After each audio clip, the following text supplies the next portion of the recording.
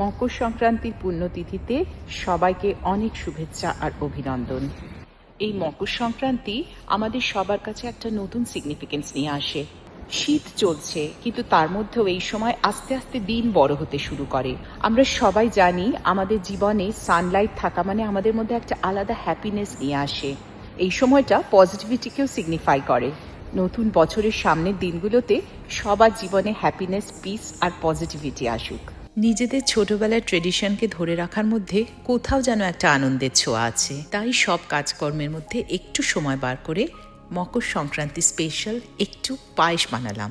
বানাতে বানাতে ছোটবেলার কথা মনে হচ্ছিল। তখন আমি হয়তো কলেজে পড়ি বা আরেকটু পরে নিজের খুশিতে এসব দিনটাতে একটু পিঠে বানাতাম, আর তার সাথে হয়তো বা পায়েস। ছোটবেলায় দেখেছি বাড়িতে ঠাকুমা, বাবার ঠাকুমা ওনারা পিঠে পুলি, পাটিসাপটা, মালপোয়া এসব কত কিছু বানাতেন, আর কত কোয়ান্টিটিতে। সেই ট্রেডিশন ওভাবে আর রাখতে পারলাম না ঠিকই, তবুও একটু চেষ্টা করলাম সামান্য একটু পায়েস দিয়ে। পৌষ সংক্রান্তির পরে এখনো পুরো মাঘ মাস, শীতের সময়টা তো পড়েই আছে। চেষ্টা করে দেখব যদি আরেকটু অন্য কিছু পিঠে বানাতে পারি। আজকের দিনে যদিও মিষ্টি খুব একটা বেশি কেউ খেতে চায় না, তবুও ট্রেডিশনের জিনিসগুলো কিন্তু সবাই আমরা বেশ পছন্দ করি। আমার অনেক বন্ধুরা কিন্তু পাটিসাপটা, মালপোয়া, নানা রকম পিঠে বানানোয় খুব পারদর্শী। কেমন হয়েছে মামা? বেশ ভালো হলো।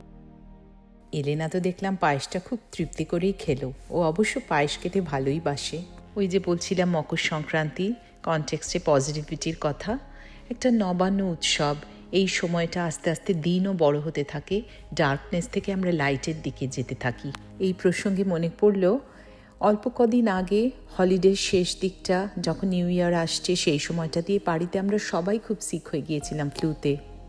তখন সব আমাদের কাছের বন্ধুরা বারবার ফোন করে খবর নেয়া, কেউ কেউ আবার বাড়ি এসে হাতে খাবার তৈরি করে পৌঁছে দিয়ে গেল।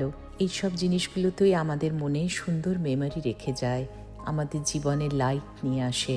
যা দেখেছি, যা পেয়েছি, তুলনা তার নাই। সবাই খুব ভালো থেকো, সুস্থ থেকো, আনন্দে থেকো। আবার খুব শিগগিরই একটা নতুন গল্প নিয়ে দেখা হচ্ছে।